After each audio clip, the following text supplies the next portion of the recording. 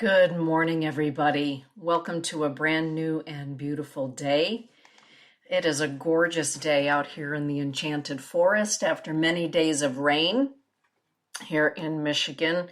The sun is out and the birds are singing, and prayers are up for those that are dealing with flooding all over Michigan today. And prayers are up, prayers are up for all of you on this gorgeous day, no matter what your needs are. Candles are lit here in my sanctuary for each and every one of you and all that's going on in your lives that are in need of some positive vibes and upliftment. Hey, Katie. Hey, Marianne. Good to see you both in the chat room. It's been a busy morning already. Every morning it's the same routine. The candles are lit. Prayers are rising for individuals, for Grandmother Earth and all who occupy her, seen and unseen. Candles are lit on behalf of the ancestors. It's definitely a sanctuary in here every morning and a place of sacred space, a place of sacred sight to begin the day in a good way that involves both spirit and matter. And that's what we're going to talk about today. Hey, Angie. It's good to see you in the chat room this morning. Today we're talking about sacred sight, taking a look at the sacred, seeing the sacred. And already this morning, wearing my Gathering Thunder Foundation presidential cap, me and Lily Cosme, the director of my foundation, have been working late into the night last night and early into the morning already this morning on behalf of the Navajo Nation, the Diné people, as we know, who are really suffering some devastating losses of elders out in the Navajo Nations. And so Gathering Thunder Foundation contributed to a wonderful organization out in Utah called Adopt an Elder, and working with them to help make sure that the people, the Navajo people, the elders out there are being fed and provided for nutritionally and all of those basic living essentials. When I think of sacred site, I always think of Indigenous people and our Indigenous elders all over the world from every nation. And I think about, the way that we, in our humanness, oftentimes with age, we begin to get a bit of sacred sight. Right? We're able to see beyond what's right in front of us because we have some miles on our odometer and we have some experience, we have some wisdom that helps us to see things a little differently and oftentimes a little more sacredly. And hey, Lady Hawk. So how do you all feel about sacred sight? I mean, hey, Kimberly Wink. It's good to see you this morning. So sacred is seeing the sacredness in things and in people and in experiences in our lives, that 2020 vision that says, oh, that's why that happened. Well, no wonder that happened. Now I can understand it, right? That's a form of sacred sight, is that kind of sight and seeing. And then there's the kind of sacred sight that has us literally see things that are oftentimes hidden from the physical eye. That's also sacred sight. Some people call it the third eye, the sixth sense, second sight, the other eye, right? There are so many ways of talking about the eye that sees into the subtle realms, into the subtle worlds. And I feel that a lot of people right now are experiencing more of that as the world has been forced to slow down. And people have been put in a position, given an opportunity to slow down and maybe to see things in a different light, to discern maybe how they view what is sacred in life and what perhaps is no longer needed. Discernment when it comes to sacred sight is absolutely a must, isn't it? What are we seeing? And hey, Sonia. Hey, Donna Marie Pascaretta. So all of you lovely ladies that are in the chat room, how do you define sacred site? Do you have sacred site? And what is that like for you? When did you know that you had sacred sight? I'm talking about sacred sight as it pertains to the ability to perceive things, feel things. It's interesting when we talk about clairvoyance, being able to see with the third eye.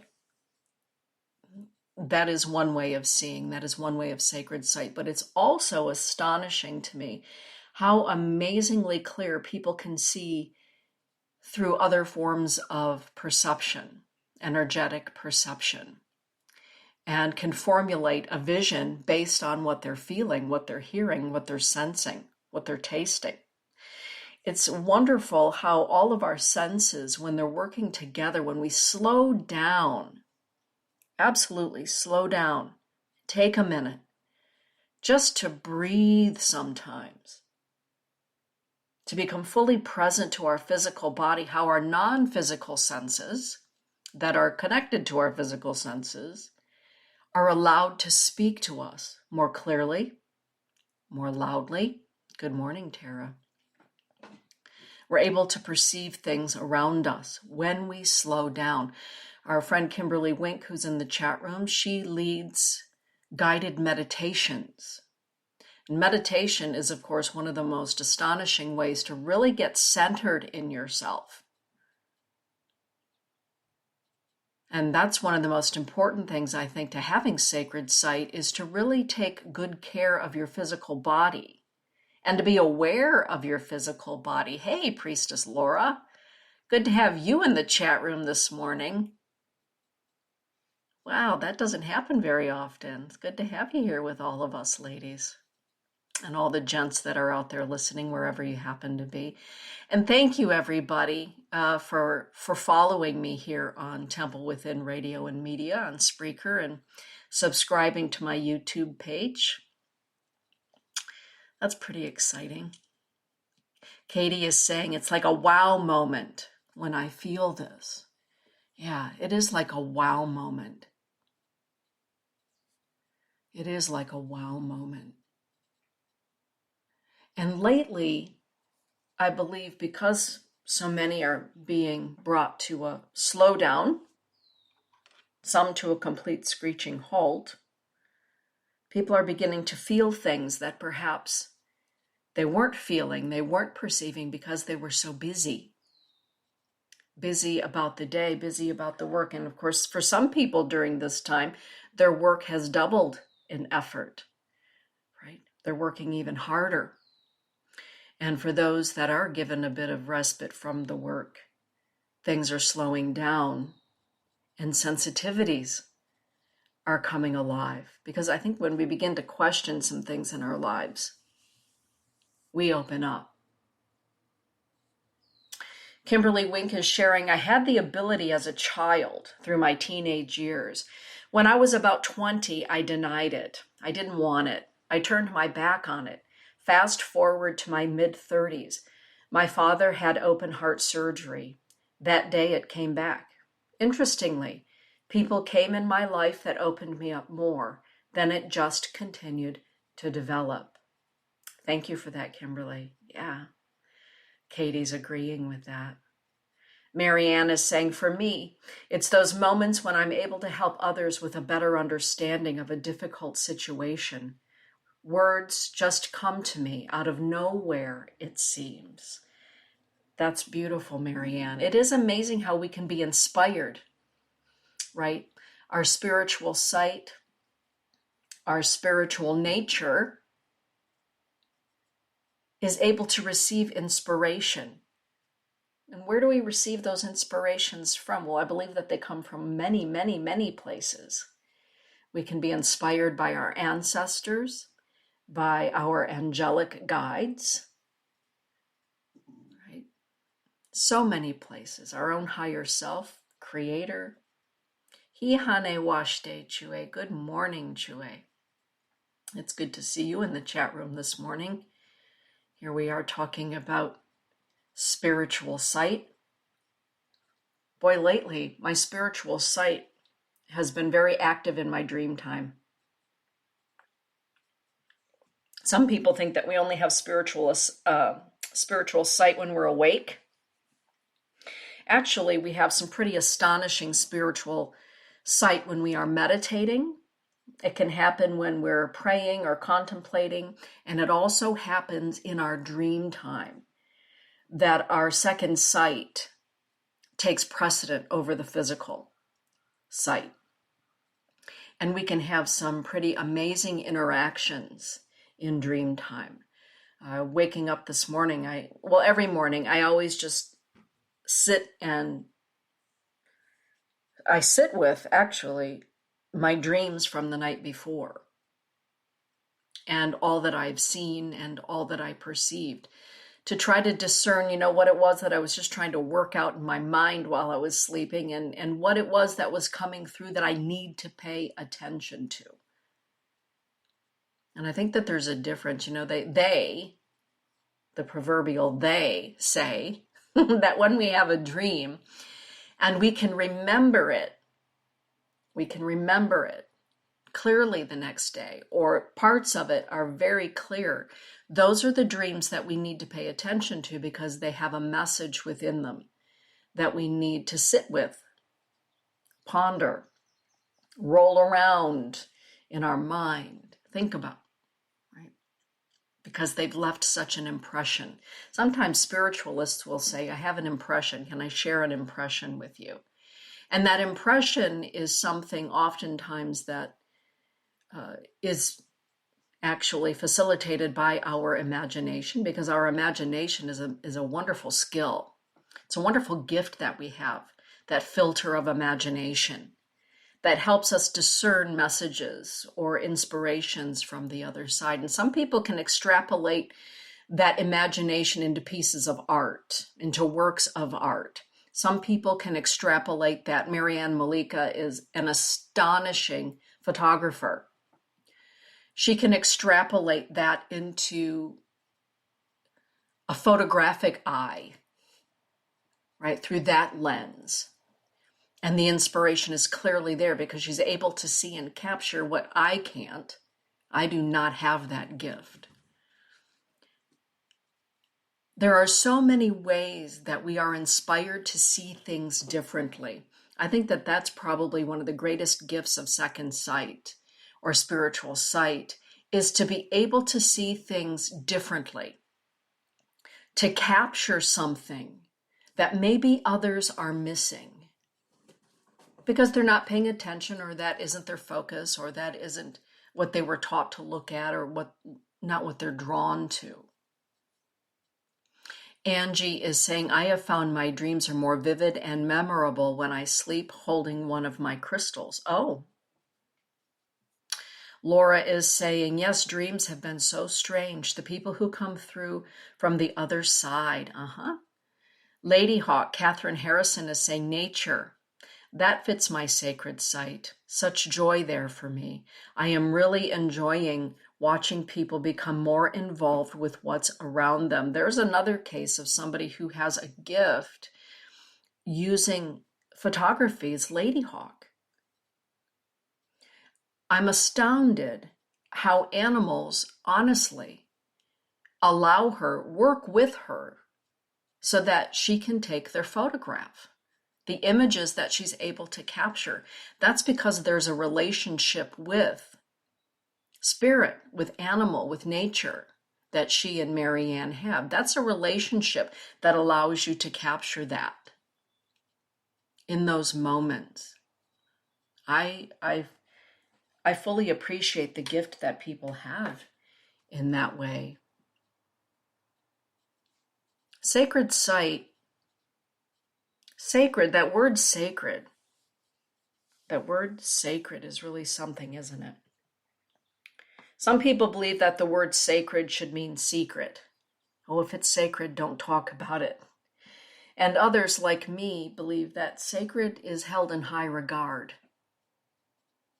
Held in high regard. And there are some things that you share in your sacred practice and in your sacred walk and some things that you don't. But sacred for me means that I hold it in high esteem. And I don't just share everything, it depends on what it is and who it is that I'm being asked to share it with. My visions for me, they started when I was a very little girl. And I've not ever discerned. My very first vision was at the age of 5 when my dad was in Vietnam. And I remember very clearly, and I can still see this man's face hovering about me. It kind of reminded me of W.C. Fields. He had a very large, bulbous, red nose. And he scared the bejeebers out of me. And I remember his face so clearly, and I've not ever been able to discern who he was. But it was in that moment that I knew that I was very different from all the other 5-year-olds and 6-year-olds around. Because when I asked for explanations, all I got, was the old, you're watching too much TV. And let's just face it, that in 1960, how old would it? 1968 or 1969, there wasn't a whole lot of TV to watch, right? Here in the US, you maybe got 3 channels on a good day, and that's if the rabbit ears and the tin foil were pointed in the right direction. So I knew that it wasn't that I was watching too much TV. I don't think that there was a whole lot that Lawrence Welk or, Walter Cronkite on the news. Wasn't watching too much TV. I knew that there was something different about me. I believe that there are a lot of children right now that are coming into the world that are born very clearly gifted with sacred sight. And I mean that in all of its attributes. And thankfully, I think that there are more parents and aunties and uncles and grandparents that are saying, you know what, let's just allow that to unfold. So maybe they can see the world in a different light, in a different way. I think that being able to see the world around us through sacred sight is a great gift right now. I think it's always been a great gift, but I think a great gift right now to be able to see the sacredness in all life. The other day, I'm always drawn to the rain. I love walking in the rain. I like being in the rain. I love hearing the thunder and the lightning. I love being in it. And I was out walking in the gardens up next to the school in the rain. And I was noticing how different around the plants that are coming to life, how differently the energy was around the plants, their little plant aura. That light that you see, when you stare at the top of a tree and you can kind of see a halo around a tree if you're paying attention, or maybe if you're not paying attention and you catch a glimpse of it. I was noticing that all around the plants the other day. And I think it was because of the electrical charge from the lightning that had just visited not too much before all of that took place. And I felt that I was not only seeing that electrical charge around the plants, but the plants being joyful in receiving that electrical charge. Yeah. Oh, you're welcome, Marianne. Kimberly is saying my mom was very supportive as her mother read tea leaves. Wow. My father, son of a Baptist minister, was not open. However, he was one of the most intuitive people. Yeah, that sacred sight thing is open to interpretation, isn't it? And I think that for a lot of people, the fear comes in because, when you do have sight with the third eye, not everything that I see on the other side of the veil is beautiful. It's not all harmonious or harmonious, right? It's not all harmonious on the other side. It's not all harmonious on this side. And some of the things that I see around people and gatherings, I can walk into a space and the beings from the other side, the discarnate spirits and others, that can be in a gathering, depending on the gathering. Oi, ooh, it's not all beautiful. Most of it is extraordinarily beautiful, but not all of it is beautiful. And yet it's all sacred. I'm just one of those believers that all life is sacred. Some of it needs to be brought back to the light or brought back into balance. So I often see things that are out of balance, and that can be really scary. It can be really scary for somebody who doesn't have someone to teach them or to guide them in balancing that sacred site. A lot of children, the first notion that we have that maybe a child has second sight. Hey, Jessica. She's saying the plant people are glowing in New Hampshire. I often think how happy they must be. Yeah, we've all slowed down. The plants are happy. The trees are happy. The air is happy. The oceans have got to be getting really happy with all of the garbage from the garbage barges and the cruise ships. Oh my lordy. Yeah. Everything's getting a good cleaning. And Jessica, you're very much involved with young people. That's what you do in New Hampshire. You run a Montessori school for young people. And I think that one of the first indications that we have with the children in our lives comes when we are made aware that they're having night terrors. Something's going on. Their second sight is opened during their dream time. Some people don't remember their dreams. I think we all dream, but a lot of people don't remember their dreams. And then there are children who their second sight is very much open while they're dreaming. And they'll report night terrors, visitors, visitations, apparitions. Those are some of the first signs. They can also be signs that we as adults, who maybe we think we don't see with that third eye during our physical awakened time, but we can see, we do have very vivid dreams.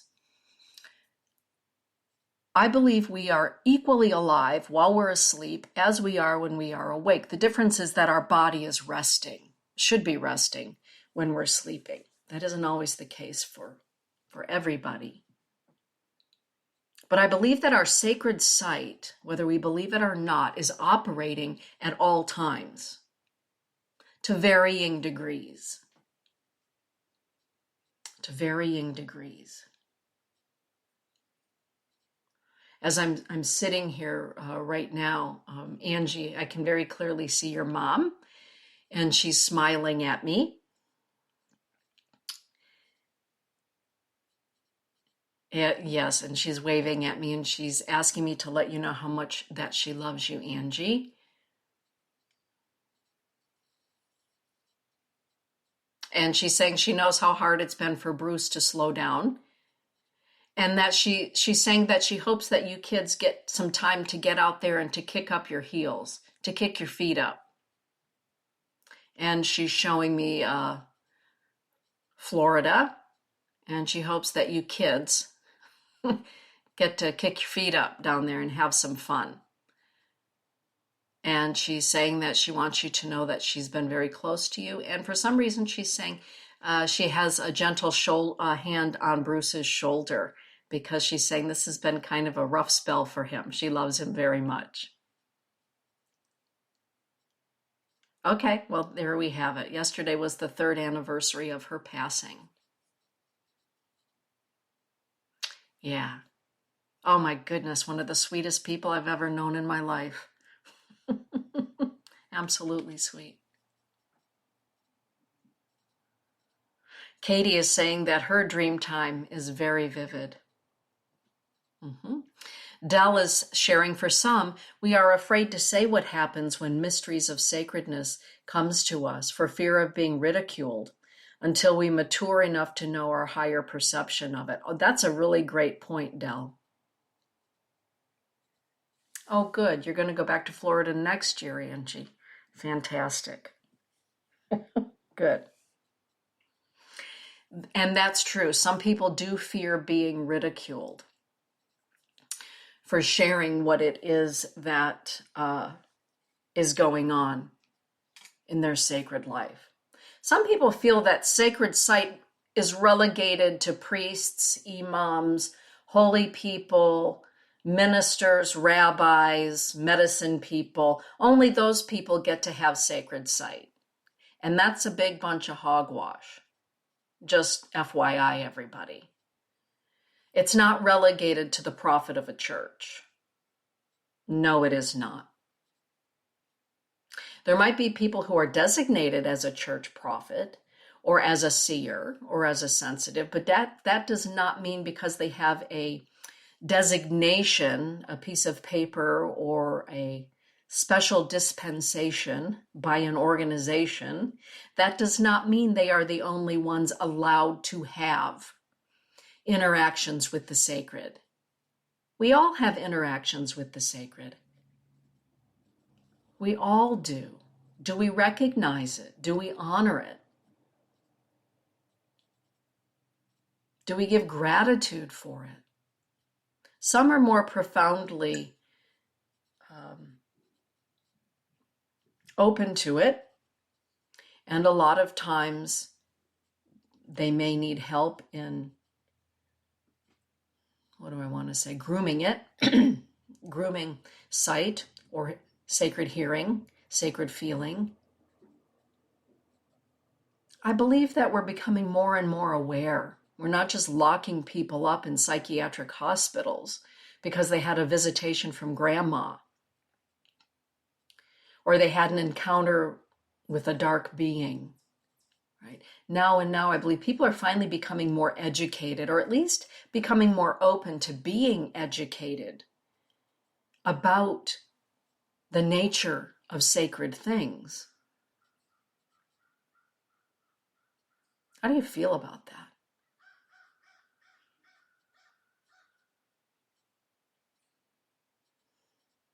Sonia says she's having odd dreams, but she can't really remember them. She just remembers that they're odd. Mary Ann is saying, although I don't remember many of my dreams, when I wake up, I know I've been somewhere. That brings me joy, and I don't want to wake up. Yeah. Sometimes we can have visitations in our dreams with those that we love who have passed on, have gone home, and we don't sometimes want to wake up from that, or from a visit to an extraordinarily beautiful place. We just want to stay there. And then we have to come back to the earth school. You know, the longer I live on this planet, I do believe that acknowledging and honoring sacred site and actually just the sacredness of being here, the sacredness of all things, all living beings, that helps to raise the vibration of this planet, of Grandmother Earth. And every time we give gratitude for being able to see something sacred, to see it as sacred, you know, the more that we acknowledge the sacred, the more the sacred presents itself to us. That is truth for me. The more that I acknowledge the sacredness of the forest, every day I'm out in our forest, rain, sun, snow, I'm out there. And the more that I recognize and give gratitude for the sacredness of the trees, of the animals that live out there, the animals that come and pass on our land, right? The more I'm able to see the sacred and the more the sacred steps through for me. Oh, she can see us. She can feel us. She can hear us. And she's grateful. Let's give her more to be grateful for. For me, that's a reality. The more that I give gratitude, the more I'm allowed to see. The other day I was sitting out in the new ceremonial circle out in the forest. I call it the ancestral circle. It's quite spectacular. There are 22 beautiful stumps, all in a great big circle, and a wonderful Hochoka fire pit in the center of it. The tree fell, and so we didn't want to just use the tree and burn it for firewood, we decided to make it a big old beautiful oak tree. We decided to make it into an ancestral circle.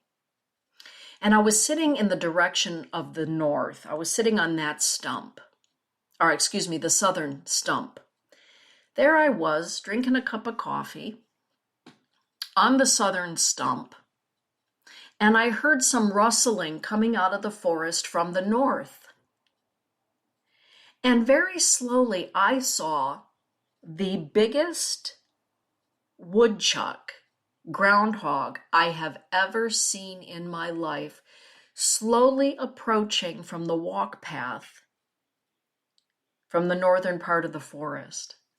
And its eyes were locked on me. It was walking on all fours. And it crossed over and stood next to the northern stump on its hind legs. And it stood there on its hind legs, and it was staring his eyeballs into my eyeballs for probably, I'm going to say 30 seconds. And we just had this wonderful nonverbal communication. And I said, thank you. Thank you for coming out of the forest. It's an old one. I could see just by looking at him. And we just looked at each other. And it was a blessing. And then he got back down on all fours and he very slowly waddled away back down the trail that he came to me on. And I sat there on that southern stump looking at the north. And I knew, rather than, oh, gee, that was really cool to see a woodchuck up close, I knew that something spectacular had just taken place.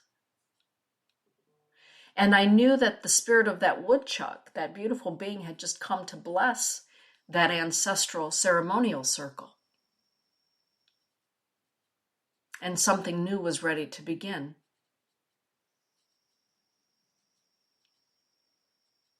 Magnificent. That is also sacred site.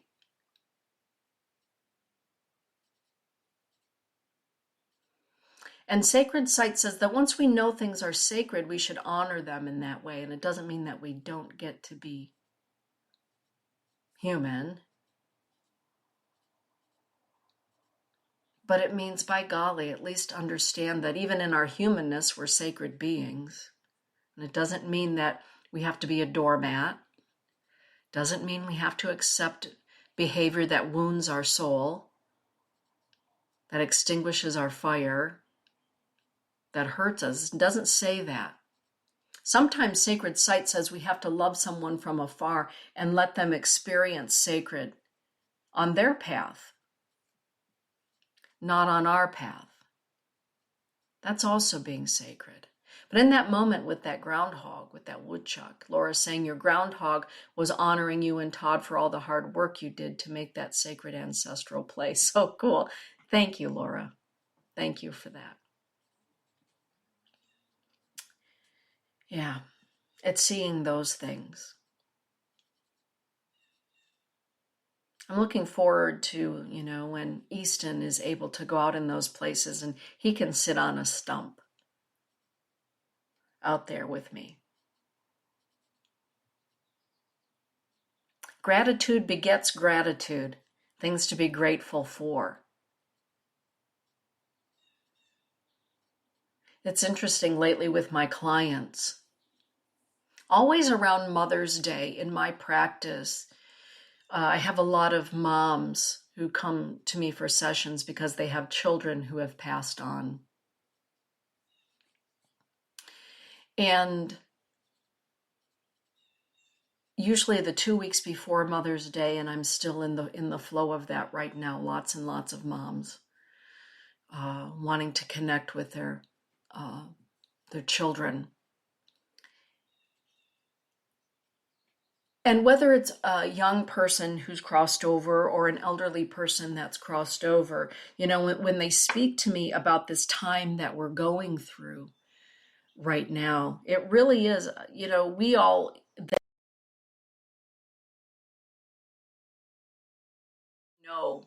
that this is a time where the world is being asked to come together, to see each other as sacred, and to act accordingly. It's not easy. And that really is the message that so many loved ones are bringing to me from the other side. A lot of times, even, with my work at Gathering Thunder Foundation, and thank you all for the support that you give me in that work. A lot of times people over the years have asked me, why do you help people that aren't living in your community? Why do you help people that live states away, that live so far away that you don't know? Why do you help them? Well, I happen to believe that all people are sacred. And it doesn't matter if somebody is helping a person, a human being in Zimbabwe, right? Somewhere in Mongolia. Or this morning, as I said, Lily and I, at crack of dawn, working with getting money to the Navajo Nation. Those elders are so precious. Everyone is precious. Those elders hold sacred stories. The elders hold our sacred songs. The elders teach us about gratitude and sacred site. So this morning, late last night and early this morning, Lily and I have been on it. And these days I don't get asked that question so often anymore. Why do you help people that you'll never meet? Well, our souls, I believe, have known each other for a great good long time, all of our souls. And that's not the purpose.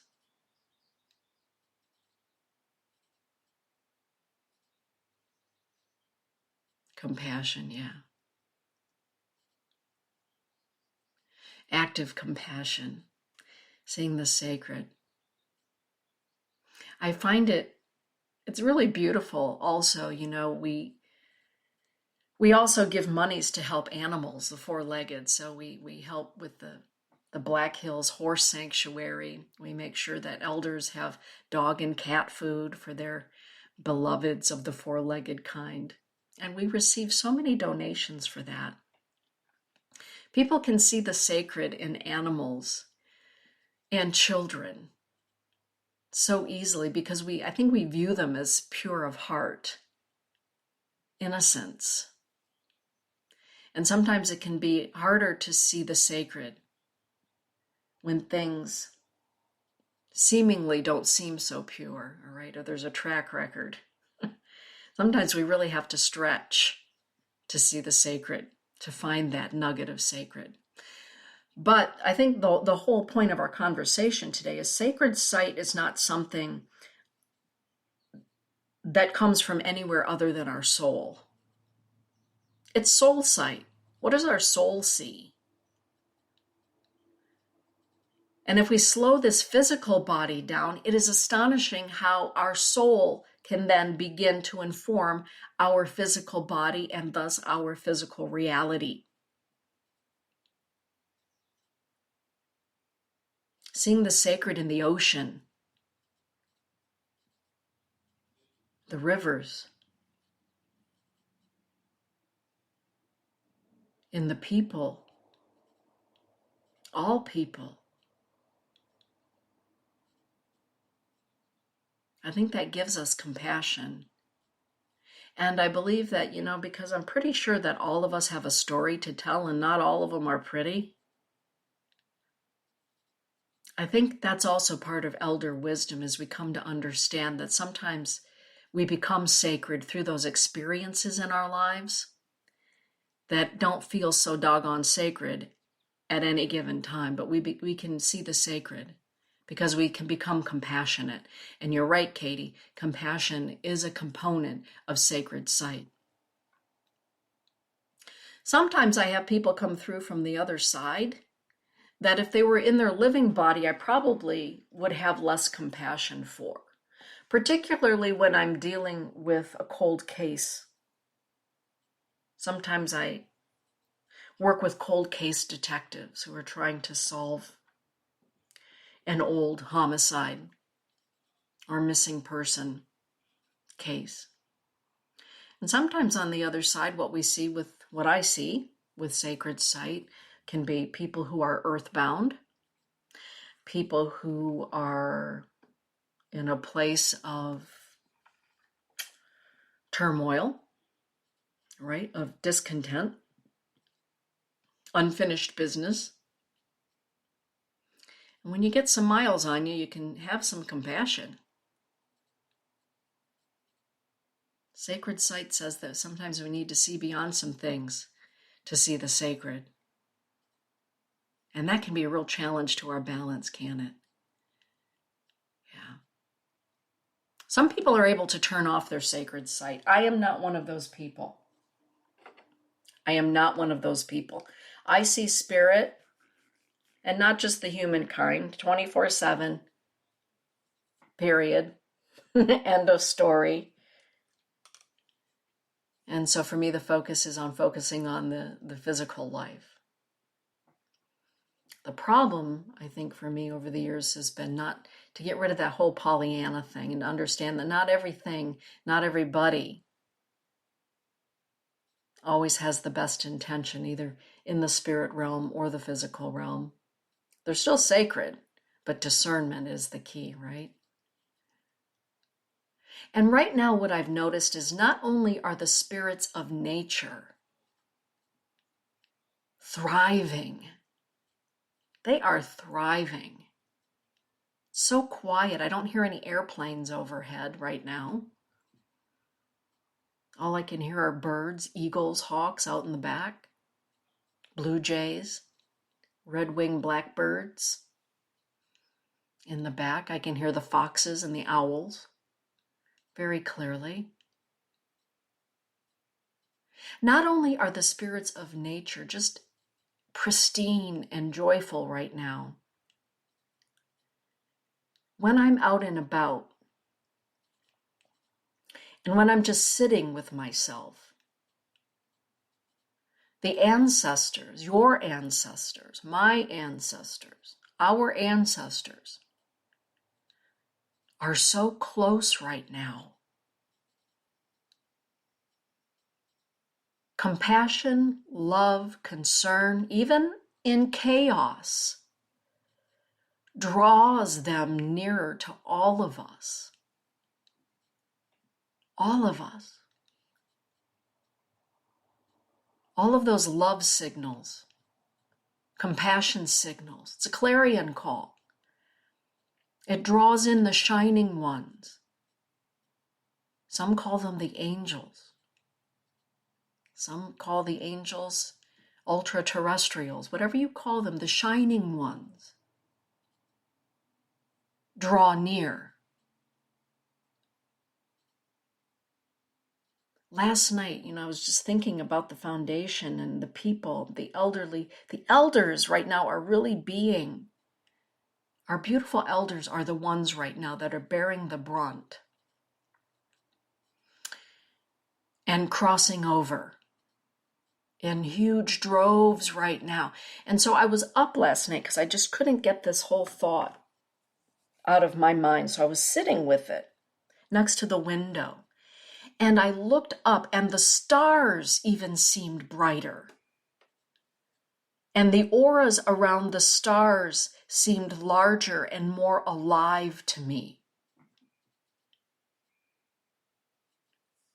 And I just sat looking out the window, looking at the stars and giving thanks because those are our ancestors too. I believe that's where we return into those vibrations.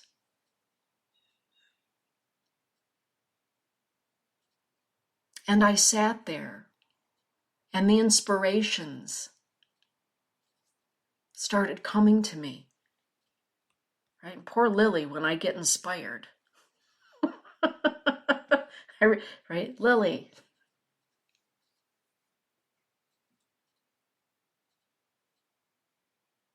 Right now, is kind of a wonky time on Grandmother Earth, but it's a sacred time on Grandmother Earth. And oftentimes when things get real sacred is when we, in our humanness, show a lot of love, we show a lot of compassion, we show a lot of brotherhood and sisterhood. There's always going to be the other end of that, but I don't focus on that. I do not focus on that. I will not give it my time. There's so much ugly on social media right now. I don't spend much time there. Everybody wanting to be right. How about if we just stay in our lane and focus on this being a sacred time, and how can we contribute in a good way? Because really nobody cares about our opinion, because everybody has one. What can we do during this sacred time? We can see the sacred, we can smell the sacred, we can sense it, we can hear it, and we can give gratitude for it, and it brings more sacred to us. It helps to change the weave of the planet right now, as Amantha would say. Thank you for allowing me to see you, to feel you. Thank you for that. And more of that comes. More of that comes when the seer begins to see, when the seer begins to acknowledge what the seer is seeing. That which is to be seen becomes seen. I think a lot of what's going on right now is we're all helping each other see the sacred in themselves. Do any of you find yourselves doing that? Yeah, people are evolving, Laura. I agree with you. I agree with you. Some people don't know what to do with it. For some people, it's scary. It's scary for some people to evolve. It's scary for some people to break away from a paradigm or a political thought process or what the family has always done and believed and espoused. It can be scary for the first time, but I think that there are a lot of people that have this niggling going on, that are beginning to see the sacred, that are having whispers of spirit. Ancestors coming to them in dreams and remembrances and memories. Yeah. But I tell you, Marianne, I love your page on Facebook because I can look at Facebook for about 5 minutes and I get some, Del Marie is always good at putting on some chuckles, and so is Laura. And I look at Sonia's doglets and, fun things like that. But I will not dive into the other stuff. I will not go there. I'm trying to focus right now. Trying to focus. This is a time of evolution of our consciousness. And with that comes people awakening to their sacred site. I think 23andMe, Ancestry.com has helped with that. Because boy, when you find out that there's a certain lineage of blood that's also boiling in your body, that's flowing through your veins, all of a sudden there's a little bit more compassion. There's a whole lot going on right now, everybody. And Spirit is speaking. Spirit is drawing near, the spirits of nature, of earth, wind, water, ether, fire. All living things are speaking, and the veil of pollution is thinning.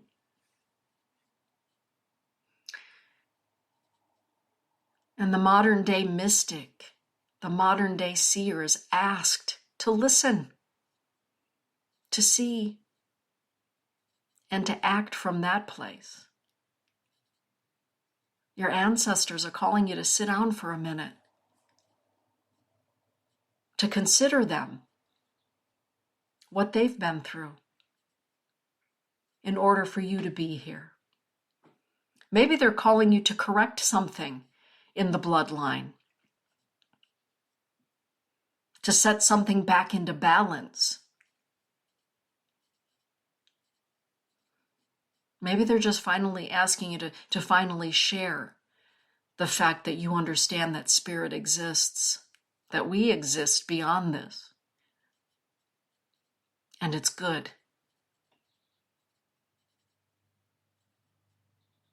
I'm one of those odd birds that believes that we don't always have to live on Grandmother Earth as an earth of polarities. I believe that the day will be coming sometime when this is a planet of light, when we don't have to learn or walk through harshness, that we learn that war is enough. And I come from a long line of warriors. Oh my goodness. My bloodline has a stack of dead bodies that have died from war. That is countless. Countless. I'd like to be able to live on Grandmother Earth where I don't lose relatives anymore to war as warriors of that way. I think we can all agree on that.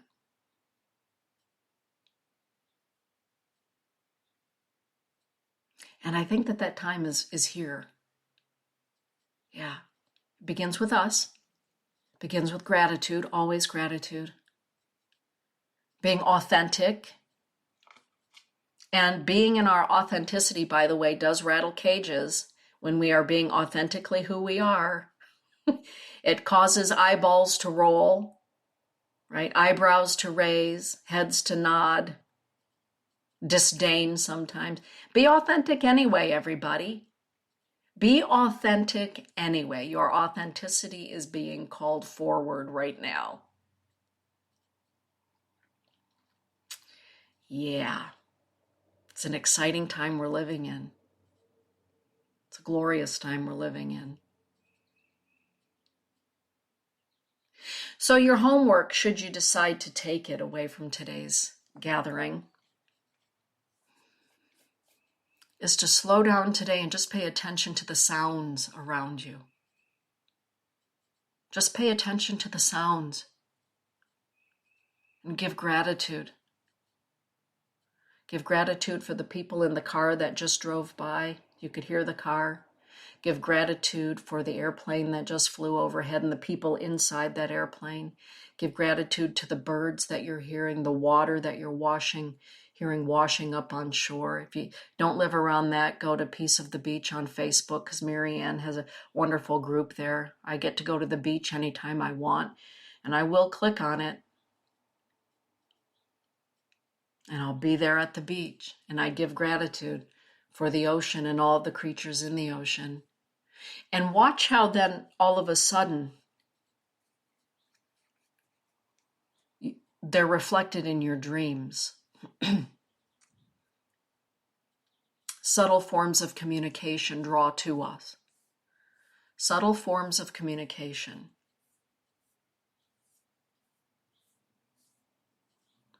If I'm thanking from here in the middle of Michigan, on the west coast of Michigan, if I'm giving thanks for the whales and dolphins down there off of Myrtle Beach,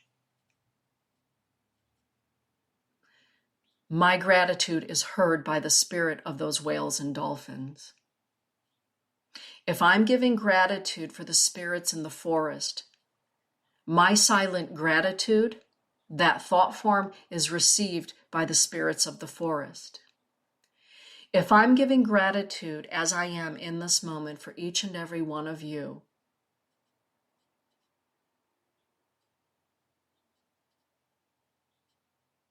in that pause of silence,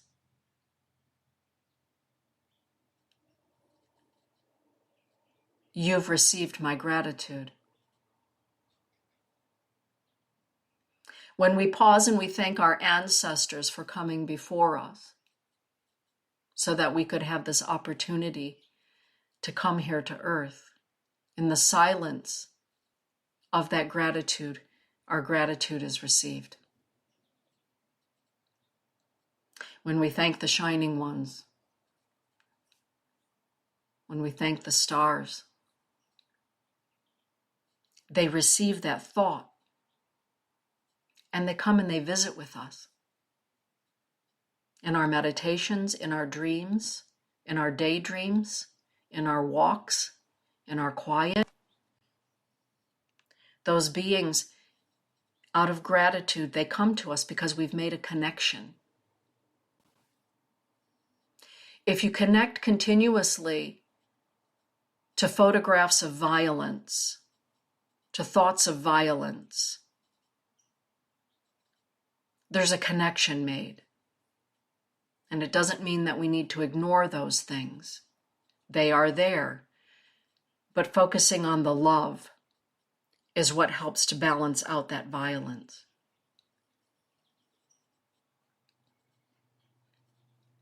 It's time to focus on our sacred site, and that's your homework, should you choose to accept it. Infinite love and gratitude for all things. Infinite love and gratitude for yourself and your journey. Infinite love and gratitude to the ancestors, and especially our illuminated ancestors who have returned to the realms of the ancestors. Thank you for guiding us at this time, for teaching us, for helping us, for making us aware. Right? We all raised our hand and said we would be here at this time to help change the weave, the pattern, to an Aquarian pattern on Grandmother Earth.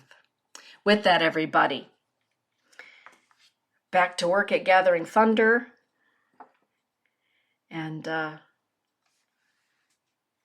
thank you for all that you do and all that you shine here on Earth and beyond. Blessings be, everybody. Get out there and have a beautiful day.